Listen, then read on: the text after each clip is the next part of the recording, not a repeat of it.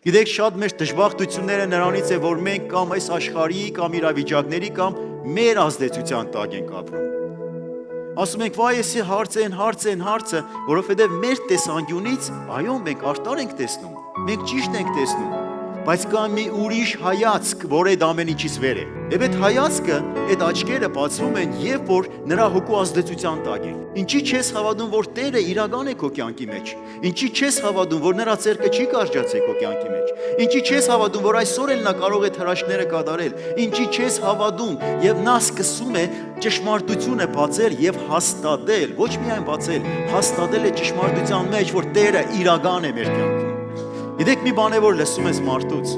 դա շատ բան կարող է չփոխել, բայց երբ որ Սուրբ Օգին ներսից խոսում է, նա փոխում է, մեզ ձևափոխում է ներսից, եւ Տիրոջ խոսքի բնույթն է մեզ ձևափոխել։ Ուղղակի խոսքեր չեն, մեր տրամաբանությունը մեզ շատ խանգարում է,